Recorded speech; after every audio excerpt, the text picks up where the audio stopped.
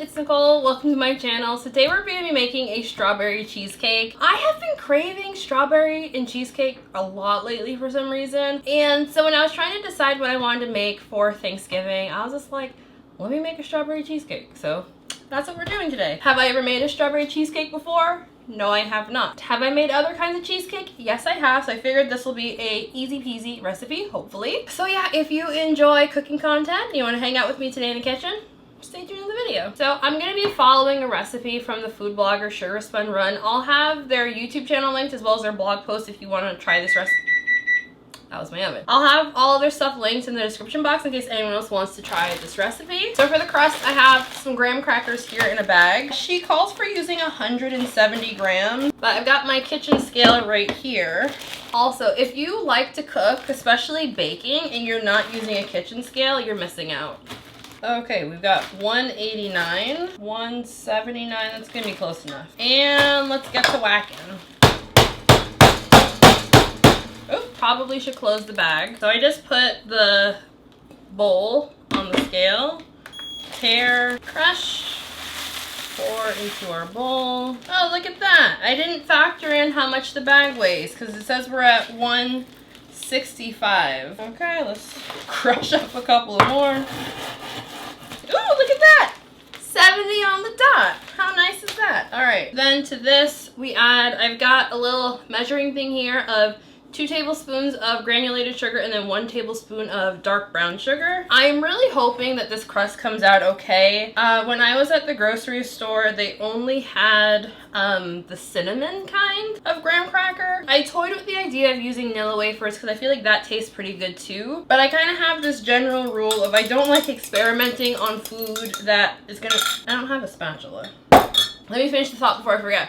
I don't like experimenting on food that I'm going to cook for other people to eat, so that's why I didn't get it. Hold on, right back. Forgot to get a spatula. Carefully walk past everything and don't knock anything over. I'm going to give this a quick mix just to distribute the sugar a little bit. Got a lot of big pieces. Also, my hands are clean. I washed them before we started filming. Okay, I've got 5 tablespoons here of melted. I'm using salted butter because I thought it would taste better than unsalted. Everything looks coated. I forgot to take out my pan. Hold on, let me go get my pan. Okie dokie. So I have a 9 by 3 inch springform pan. This is the first time I'm using this one, so I'm very excited and hopefully, it works well. So yeah, I am not going to grease it. I'm just gonna hope and pray it, does what it needs to do. I feel like in general, Fat Daddy-O, they make my favorite cake pans, just all of my favorite bakeware. And I've never really had an issue where they did me dirty. Just pressing this into the pan. I'm just trying to get the coverage to be even on the bottom before I start working on the sides. Also, this is way too big. That's what she said. Let's try this. Oh yeah, that's better. So I am bringing the crust up just a little bit on the sides. Not all the way, but up a little bit. All right, here is our crust. Here's our crust. I'm gonna be using my stand mixer because I don't really feel like using the hand mixer. So I'm gonna use the stand mixer. I really feel like there should be a different vessel they put cream cheese in other than these little foil things. I hate them so much. This is in total 24 ounces of cream cheese. We need granulated sugar. Oh shit. Why does this happen every time I cook? So we need 200 grams of granulated sugar again. I'm just gonna pour this into the scale. What was it again? 200 grams. I feel like such an adult with these little storage containers. I don't really jive with that whole, like, you have to take a container from the grocery store and put it in a whole new container. I more so put, like, things in these containers. I live in a very old house, and specifically in the summer months, it gets really humid because we don't have, like, AC in here. And I discovered after I moved in that, like, bags like this get mildew on them when it's super humid here in the summer. So I got like all of these little storage containers for like dry goods that come in like paper packaging, and I love them a lot. And I especially love this little scooper thing that goes on the inside. I freaking love it, and it makes me feel very much like a grown-up when I have things like this. Okay. Ooh, I forgot to get eggs. Eggs. 3 eggs. We keep our eggs on the counter because we have chickens and we go through a lot of eggs. If you're new to baking, you want like ingredients like this to all be room temp. So like my eggs are room temp, my sour cream is also room temp, everything is room temp. Uno, dos, and tres. Is that a shell? Did I get a shell? If you don't already know the trick to use an eggshell to get the shell out of your eggs, it's a game changer. Also, I need to go wash my hands now. Got our paddle attachment for my fellow bakers. Does anyone else find that the KitchenAid paddle attachments that have like these little sides that allegedly scrape, I'm flinging water, that allegedly scrape down the bowl don't really scrape down the sides of the bowl particularly well? Like, I wonder if I just keep getting duds, but like they do not do anything. Oh, probably should plug that in, huh?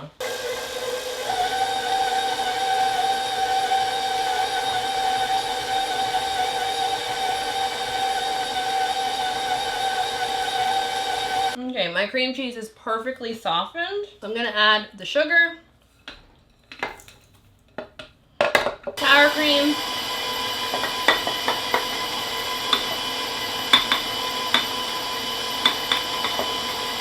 scrape on the sides, vanilla.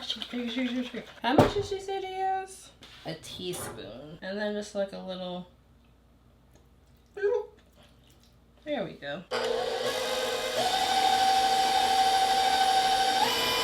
So I'm adding the eggs just a little bit at a time on low. Here is the egg. You see there's still like a little bit, you know, a little splash in. A little bit more egg.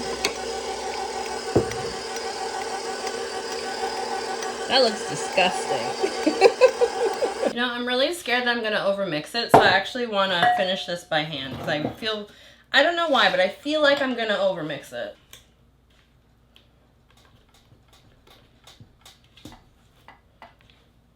Here we go.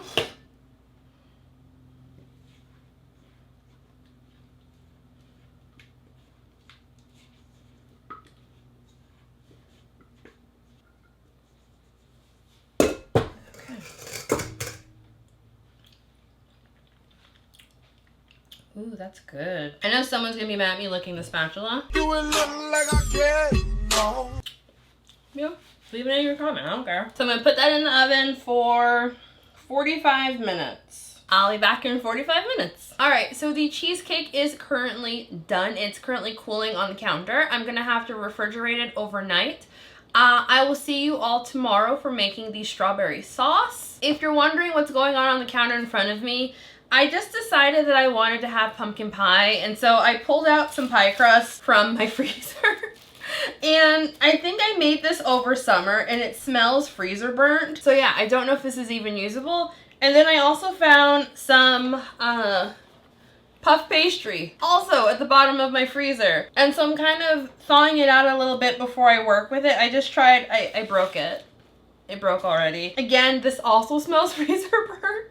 So I don't even know if this is gonna be usable. So yeah, the current plan is I'm gonna bake off a little piece of this to verify that it still tastes okay. And if it tastes okay, then I'm gonna make a pumpkin pie tonight and we'll continue on with that. If not, I'll see you all tomorrow. So good morning, it is the next day. I am making the strawberry topping to go on top of the cheesecake. Probably would need strawberries for that. Let me go get the strawberries. I forgot the strawberries. So I'm using frozen strawberries. Outside of when strawberries are actually in season, I pretty much exclusively use frozen strawberries for all of my strawberry sauces. Mostly because I tend to find when strawberries aren't in season, the ones at the grocery store don't really taste great. And these always taste great, so yeah. I'm using frozen. This is my first time getting pre-sliced strawberries. Usually I just get like the, let me show you. Usually I just get these and they're just like whole strawberries in like a variety of sizes. So I have my scale here. I think it's getting cut off a little bit. So I'm just gonna see how heavy this is. Okay, so that's 14.5 ounces. So that's almost a pound. I think I'm actually just gonna use, this is 1 pound here. I think I'm just gonna use a combination of the two. Here is my scale. I have had this thing since I think 2020 is when I originally got it. I love it to pieces. I'll have it linked in the description box in case anyone else wants a scale. I think the recipe says for 1.5 pounds, and just to use half. Okay. So half of 16 ounces is 16 ounces is 1 pound. So then 1.5 pounds is 24 ounces. So 24 ounces in half is 12 ounces. Okay. 12 ounces. Then, so tare, mode, and then we need 50 grams of sugar.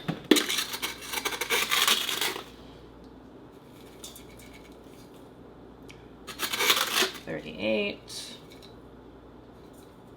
$50. Perfect. The recipe doesn't call for lemon zest, but I feel like it's a crime to have strawberry anything without lemon zest. Right to jail, right away. So I got like a lemon. Okay. And I'm gonna have to try to rein it in because usually when I add lemon to anything, I add too much and I just want like a hint.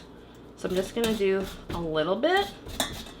Like half the lemon zest that I think I'll do. Okay, that's good.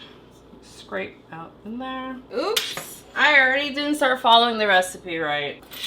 Okay, let me get a bowl. Because usually when I make a strawberry sauce, I just literally throw everything in the pan together. That's as good as that's gonna get. Like, I already messed up, but I don't think it's gonna be a big deal. Okay, so cornstarch, 1.5 tablespoons cornstarch. Oops. Trying to mix what we have in here around a little bit. Put everything back in. I just dirtied this bowl for nothing. You know what? I'll just put the strawberries back in this and we're done. 2 tablespoons of water and then 1 tablespoon of lemon juice, which I'm guesstimating is about like half of a lemon. Don't be like me and don't cut onto your electric stovetop. I should have gotten a cutting board. And then I don't feel like dirtying my lemon squeezer. Okay, putting the stove on medium. All right, 1 tablespoon, I was right.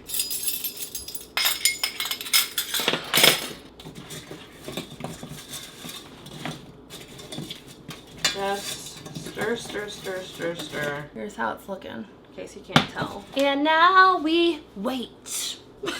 Thanksgiving dinner is at 3 o'clock. I need to be at my sister's at 2:30. It is currently 10:50. Why on earth does the clock say 12 o'clock? It is currently 10:50 in the morning. What's everyone else cooking for Thanksgiving if you celebrate? I feel like for my family, when we celebrate Thanksgiving, it doesn't really have anything to do with pilgrims and things. Like, that's not what our family is doing. Our forefathers weren't the pilgrims. We didn't land on Plymouth Rock. The rock was landed on us. This is more so like for us, like just like a family holiday to get together, to eat food, talk, and we haven't had like a family dinner in quite a while. So yeah, like I'm looking forward to this, but I know not everyone celebrates Thanksgiving and that's their prerogative. I feel like there's definitely a lot of good reasons not to celebrate it, but like I just look at it as a celebration of like family, or you know, if not family, like friends too. So because I'm starting with frozen strawberries, obviously they're gonna take a little bit longer to cook down because you know they're frozen. It's starting to get juicy in there. Is it juicy? No. One thing I was a little concerned about with starting with the sliced strawberries is I was a little concerned that they might get mushy. Sugar Spun Run does the similar thing to what I do, is where I cook down some of them in the pot so that way those break down a little bit more. And then I add more in once those are cooked down and just let those like get cooked from the heating. I think it makes a nice texture. Okay, these are starting to seem fairly cooked down, so I'm gonna add the last bit. Okay, and then she uses a tablespoon of butter. Let me go get some butter. Starmate, you need to be out of here. A tablespoon of butter. Okay, just waiting for the butter to finish melt. Okay, butter is melted, so I'm just gonna transfer into our glass bowl here. I'm gonna let this cool on the stove because I got a couple other things that I need to make. Alrighty, so I'm making some cranberry relish because Wayne likes cranberry relish for Thanksgiving. So I have 24 ounces of, well, I washed cranberries here. And then I've got 2 oranges. This is a very, very simple recipe. So yeah, just dumping them in and leaking all over my counter. I hope this fits. I usually work in 12 ounce. Maybe I'm just gonna have to because I don't know if this is gonna fit. Maybe it will fit. Yeah, I don't think it's gonna fit all, so let me pour some out. I'll do about half. And I'm just gonna zest the orange. I know some people like to just throw in the whole orange in there. I don't know, I feel like the pith on this will make it really, what's the word I want? Really bitter. Mind you, I don't like cranberry relish to begin with. But yeah, if you're lazy, you can definitely still just throw the whole orange in there, like cut it up first and then throw it in and it's fine. And also, I forgot to mention, because I'm using the zest, I also just kind of wash the stuff off just in case, because you know, who knows who touched it at the grocery store. Peeling an orange when your nail's broken probably wasn't the best idea ever.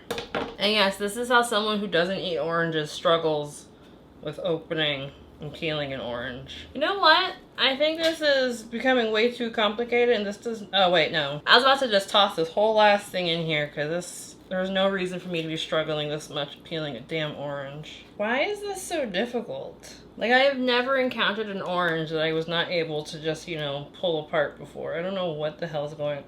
Okay, I'm just gonna toss that in there. I'm over it. I am over it. Okay, and then to sweeten this up, I use sugar. Usually, I just kind of eyeball it and then Wayne just pops in and tastes it and tells me like how much more sugar to add. But yeah, Wayne's not here, so I'm just gonna eyeball it. I think it's like about a cup of sugar, which I recognize is a lot of sugar, but it's cranberry relish. Okay, and then you blend. Probably should plug it in. Now we blend. Why isn't it? Is it not on? What the hell? Blend.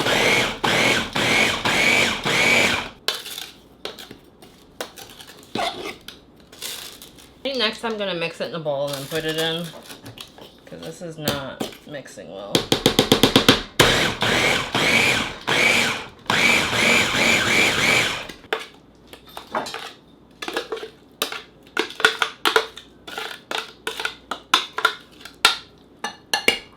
Here is our first bit of cranberry relish, and I'm going to do this next one, but this time I'm going to put the orange in first.